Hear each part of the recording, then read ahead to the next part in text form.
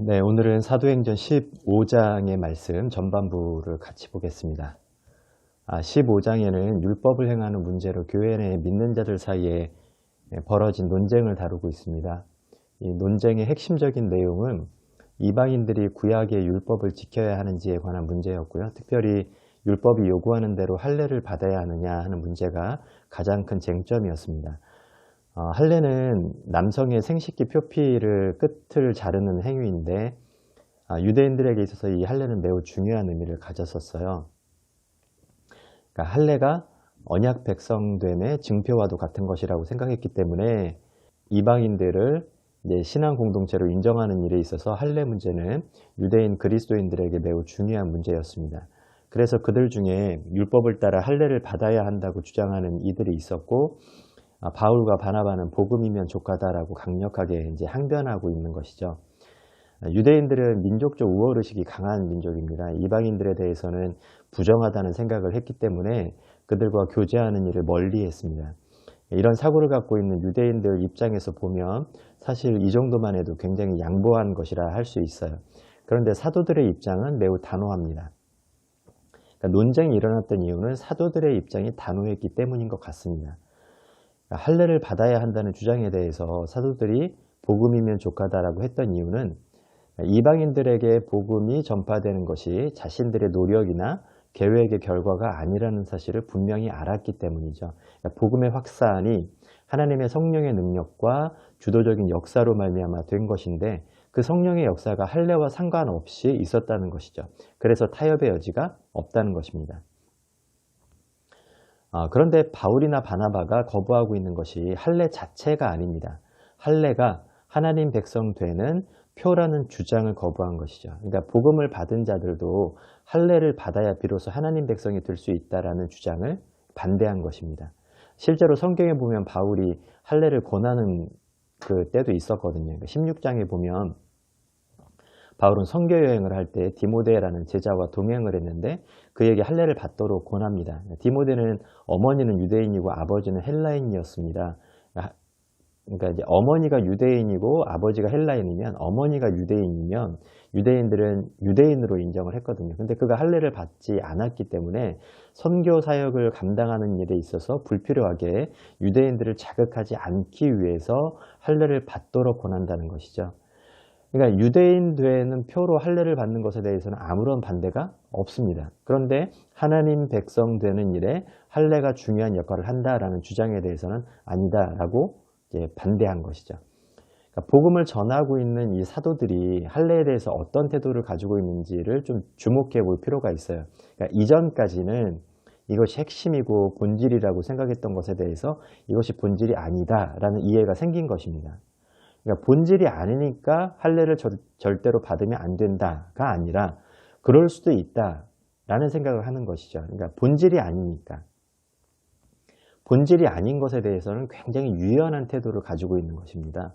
그런데 그것이 신앙에 있어서 본질적인 내용이라고 강조하는 것에 대해서는 결코 용납을 할 수 없다라고 하는 것입니다.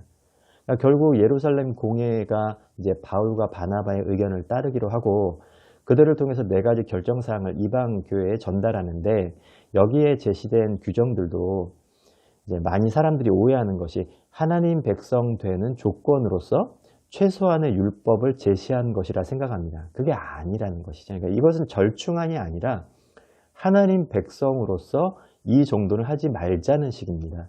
그러니까 하나님 백성 되니 이것을 지키고 안 지키고로 결정되는 것이 아니라 하나님 백성 되는 것은 오직 복음으로만 되는데 하나님 백성으로서 이 정도는 하지 말자 이런 식인 거예요. 말하자면. 그러니까 왜냐하면 이 내용 대부분이 이방 종교와 관련된 행위들이었기 때문에 그래요.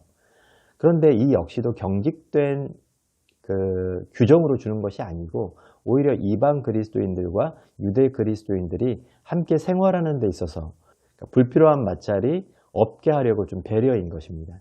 왜냐하면 유대인들이 이 내용을 중요하게 여겨서 그런 일을 하는 사람들과는 상종하지 않았기 때문이죠. 유대인들은 아직 이 부분을 넘어가지 못한 상태예요. 교회가 이 부분을 이제 경직되게가 아니라 마치 바울이 디모데에게 할례를 받도록 권한 것과 비슷한 이유로 이 부분을 제시하고 있다는 것입니다.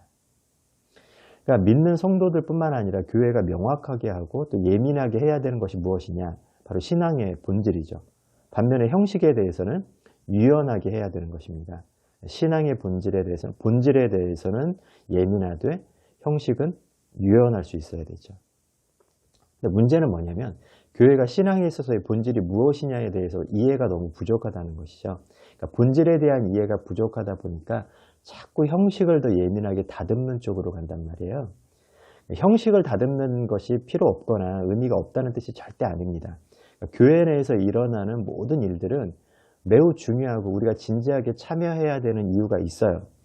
교회 내에 있는 일정한 형식이나 혹은 전통들은 우리가 인식하지 못하는 사이에 그것이 신앙의 본질을 키우는 역할을 하기도 합니다. 그럼에도 불구하고 신앙의 본질과 내용에 대한 이해가 없이 그 일을 행하게 되면 우리 신앙이 형식주의나 율법주의에 빠질 수 있다는 것이죠. 그러니까 우리 신앙의 선배들이 어떤 전통을 만든 것은 신앙의 내용을 탄탄하게 하고 또 풍성하게 하기 위해서 만들었는데 그 후손들이 그것을 지키면서 내용은 없고 본질은 없고 형식만 매달리는 상황이 돼버리는 경우가 너무 많다는 거예요. 그러니까 본질에 대한 이해가 없이 형식을 더 예민하게 다듬고 그것에 시간과 정성을 쏟는 것을 신앙생활이라고 하는 것은 큰 잘못입니다. 그것은 내용이 없는 그릇과 같아요. 또는 열매 없이 잎만 무성한 나무와도 같은 것이죠. 여러분 우리가 귀한 손님을 대접할 때 좋은 그릇을 준비하지 않습니까? 그런데 그릇만 그럴싸하고 내용이 없으면 그것은 손님을 대접하는 것이 아니라 오히려 손님을 모독하는 것이죠. 그건 잘난 척이죠. 대접이 아니라. 그러니까 우리가 하나님 앞에 갖고 있는 우리의 신앙도 이럴 수 있다는 것입니다. 아주 중요하죠. 사도들이 강조하는 바는 할례가 본질이 아니라 본질을 위한 형식이라는 것입니다. 할례가 가장 먼저 등장하는 곳이 어디냐면 창세기 17장이에요. 창세기 17장. 창세기 17장 1절에 보면 아브라함이 99세 때 여호와께서 아브라함에게 나타나서 그에게 이르시되 나는 전능한 하나님이라 너는 내 앞에서 행하여 완전하라 이렇게 되어 있습니다. 여기 지금 완전하다라는 단어가 타밈이라는 단어예요. 창세기에 딱 2번 나오는 단어인데 노아에 대해서 노아는 당대의 완전한 자라라고 할 때 쓰였고 또 하나는 지금 17장에 등장합니다. 그러니까 여기 이제 완전이란 단어, 완전이란 말은 이제 윤리적 완전이 아니라 하나님 앞에서 온전함을 의미합니다. 출애굽기에 보면 주로 이제 제사 제물에 대해서 이 표현을 쓰고 있거든요. 온전한 제물이라고 할 때 그 온전함이 이 타밈이라는 단어란 말이죠. 그러니까 하나님의 기준에 부합하다 이런 뜻이에요. 그러니까 새 인류의 시조인 노아에 대해서 그 노아를 설명하면서 가장 특징적인 단어로 이 완전한 타밈이라는 단어를 쓰고 있고 이제 언약 공동체의 시조가 될 아브라함에 대해서 요구하는 내용도 이 완전한 타밈이었단 말이죠. 그러니까 아브라함은 아직 하나님의 전능하심에 대한 믿음이 온전하지 못한 상태인 것입니다. 그러니까 앞에 어떤 일이 있었냐면 16장에서 아브라함이 그의 여종 하갈을 통해서 이스마엘을 낳는 사건이 기록되어 있어요. 하나님은 15장에서 아브라함에게 그의 자손이 하늘의 별과 같이 많게 될 것이라 하시고 아브라함은 그의 말씀을 믿고 하나님은 그의 믿음을 의로 여기십니다. 그런데 그의 아내 사라가 이미 출산할 수 없는 상황이었기 때문에 사라의 권유로 아브라함은 여종이었던 하갈을 통해 이제 아들을 낳습니다. 그게 이제 이스마엘이죠.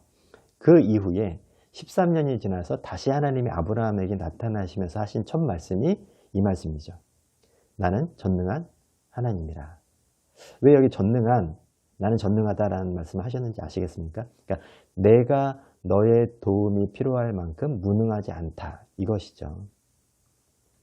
그리고 이어지는 말씀에서 하나님은 아브라함의 이름을 아브라함이라고 개명해 주시고 그러니까 본문 5절에 보면 이렇게 되어 있습니다. 이제후로는 내 이름을 아브라함이라 하지 아니하고 아브라함이라 하리니 그 다음부터가 중요해요. 이는 내가 너를 여러 민족의 아버지가 되게 함이라. 내가 너로 심히 번성하게 하리니 내가 내게서 민족이 나게 하며 왕들이 내게로부터 나오리라. 내가 내 언약을 나와 너 및 내 대대 후손 사이에 세워서 영원한 언약을 삼고 너와 내 후손의 하나님이 되리라. 내가 너와 내 후손에게 네가 거류하는 이 땅과 가나안 온 땅을 주어 영원한 기업이 되게 하고 나는 그들의 하나님이 되리라. 이렇게 말씀하신단 말이죠. 계속적으로 반복되는 게 뭡니까? 내가가 반복됩니다. 그러니까 주체가 계속 하나님으로 되어 있어요. 내가 한다, 내가 한다 이런 말 이렇게 되어 있죠. 무슨 말이죠? 내가 너에게 한 언약은 너의 도움이나 능력이 필요한 일이 아니다라는 뜻이죠. 그러니까 네가 무능하고 살아가 불가능한 상태여도 나는 능히 이 일을 이룰 수 있다. 이렇게 말씀하신 것입니다. 이 말씀을 하신 이후에 주신 것이 뭐냐면 할례입니다. 그러니까 할례는 거세를 상징하거든요. 그러니까 너의 생식력으로 되는 것이 아니다. 이 사실을 반드시 기억하라. 라는 뜻으로 할례를 명하고 있다고요. 그러니까 아브라함은 아직 하나님에 대한 온전한 믿음이 없습니다. 하나님이 전능하시다는 사실에 대해서. 그러니까 할례를 명하시면서 이 온전한 믿음을 가지라는 것입니다. 하나님이 아브라함에게 주신 약속은 하나님이 아브라함을 얼마나 특별하게 여기시는지, 그리고 아브라함에게 하나님이 얼마나 특별한 존재인지를 보여주는 것이거든요. 그러니까 하나님과 아브라함의 관계가 무엇인지를 보여준단 말이죠. 그러니까 비단 아브라함뿐만 아니라 그의 후손들에게도 하나님이 특별한 관계가 될 것이다 라는 약속의 말씀인 것입니다. 아브라함을 갈대아 우르에서 불러내시고 그를 인도하는 모든 과정이 이것을 말해줘요. 그리고 17장 이후로 그 관계가 얼마나 깊은지, 얼마나 특별한지를 아브라함에게 계속해서 드러내시고 아브라함은 결국 그것을 깨닫는 자리에 가게 됩니다. 그 결정적인 증거가 뭐냐면 아브라함이 하나님의 요구를 따라 이삭을 바치는 사건이 그것입니다. 이삭을 바치는 사건은 크게 두 가지 의미가 있습니다. 하나는 뭐냐면 하나님이 원하시는 관계는, 하나님이 아브라함에게 원하시는 관계는 아브라함이 이삭과 맺고 있는 인간적인 관계보다 깊다라는 사실을 내포하고 있는 것이죠. 그러니까 아브라함이 이를 알고 고백한 것입니다. 이삭을 바친 사건은. 그러니까 하나님이 그를 믿는 성도들에게 요구하는 관계가 뭐라고요? 이렇게 깊은 것이죠. 예수님도 이 말씀을 하셨거든요. 그러니까 너희가 부모나 형제나 자식을 나보다 더 사랑하면 내게 합당하지 않다. 이렇게 말씀하셨는데 그러니까 나만 사랑해라 이 말이 아니라 나와 너희가 맺고 있는 관계가 인간적으로 너희가 누구와 맺고 있는 그 관계보다 깊다라는 이야기를 하고 있는 것입니다. 당연하겠죠. 하나님이 생명의 근원이시니까. 그리고 또 하나의 의미는 뭐냐면 그 아브라함에게 주신 언약은 약속의 자녀인 이삭이 없이도 하나님이 능히 이루실 거라는 믿음이 내포되어 있는 것입니다.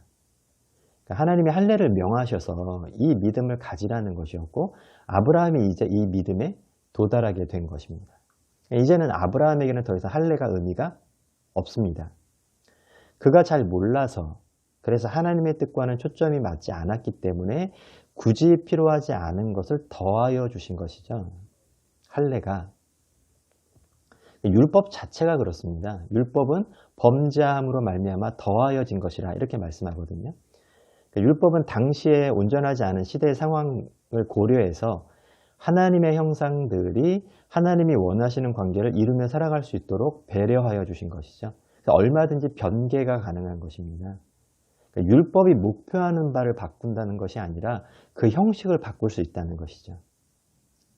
그래서 율법이 목표하는 바가 이제 예수 그리스도 안에서 온전히 이루어진 것입니다.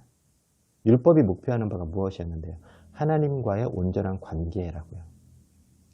예수 믿는 자에게 허락된 하나님과의 관계가 어느 정도로 깊으냐면 주님이 하나님을 아빠라고 부를 수 있는 정도로 이제 우리가, 예수 믿는 우리가 하나님을 아빠라고 부를 수 있는 자격이 주어진 것입니다. 만들어야 하는 것이 아니라. 그러니까 이 관계를 우리가 어떻게 만들어낼 수 있겠습니까? 우리 열심으로 만들어낼 수 있는 종류가 아니죠. 그것을 무슨 생식기를 자른다고 되는 게 아니잖아요. 그러니까 이게 너무 커서 우리가 잘 실감나지 않을 때가 많습니다. 그래서 자꾸 뭔가를 해야 될 것 같이 생각이 든단 말이죠. 그게 아니라고 말하는 것입니다. 여러분 로마서 1장 17절에 보면 복음에는 하나님의 의가 나타나서 믿음에 이르게 하나니 기록된 바 오직 의인은 믿음으로 말미암아 살리라 함과 같으니라. 이렇게 기록되어 있습니다. 그러니까 복음에 하나님의 의가 나타났다는 것이 무슨 뜻인가요?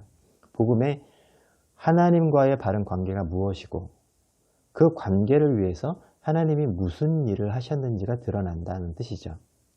그러니까 하나님이 얼마나 옳으신지가 복음에 드러난다. 이렇게 기록하고 있는 거예요. 복음이 뭐죠? 로마서 1장 2절에 보면 복음은 하나님의 아들에 관한 것이니 라고 합니다. 그러니까 하나님의 아들이신 예수 그리스도가 이 땅에 오셔서 하나님의 이러한 의를 다 나타내셨다라는 뜻입니다. 그 하나님의 의가 우리로 믿음에 이르게 하는 것입니다. 그러니까 우리가 결정하여서 믿음을 갖게 된 것이 아니라 그보다 더 앞서 하나님의 의가, 복음에 나타나는 하나님의 의가 우리로 믿음에 이르게 한다. 이렇게 되어 있습니다. 그러니까 믿음도 선물인 것이죠. 그러니까 믿음에 이른다는 말이 무슨 말인가요? 예수 안에서 허락된 그 관계가 이제 우리의 것이 되었다는 뜻이죠. 무엇으로요? 그저 믿음으로. 할례를 받아서가 아니라. 여러분, 우리가 교회 안에서 행하는 모든 일들은 예수 안에서 주어진 이 본질을 키우기 위한 것입니다. 본질을 얻는 방법이 아니고. 하나님이 우리에게 주신 선물이 뭐라고요? 웰빙이 아니라 영생입니다. 그러니까 쉽게 말하면 하나님의 자녀의 생명을 얻는 것이죠. 이것이 구원입니다. 천국은 어딘가요? 천국은 하나님 나라입니다. 그 나라는 하나님의 가족에게만 허락된 것이죠. 그러니까 아무리 훌륭해도 저희 집에 함부로 못 들어온다니까요. 저희 가족들만 문 열고 들어올 수 있어요. 그러니까 하나님 나라도 그렇습니다. 하나님의 가족 외에는 들어올 수 없는데 하나님 가족 되는 유일한 길은 하나님께서 보내신 그의 아들 예수 그리스도를 참되게 믿는 것 외에는 없습니다. 그러니까 초대교회 사도들이 그토록 철저하게 지키려고 하고 양보하지 않았던 것이 바로 이것이죠. 여러분, 세간에 구원에 관한 여러 상품들이 소개되고 있습니다. 그런데 성경은 천하 인간 중에 구원받을 만한 다른 이름을 우리에게 주신 일이 없다라고 말합니다. 웰빙을 위한 것이라면 얼마든지 좋아요. 하지만 성경이 말하는 구원을 얻는 길에는 예수 그리스도의 이름을 믿는 것 외에는 다른 길이 없습니다. 그러니까 이것이 분명하지 않은 것은 기독교가 아닙니다, 여러분.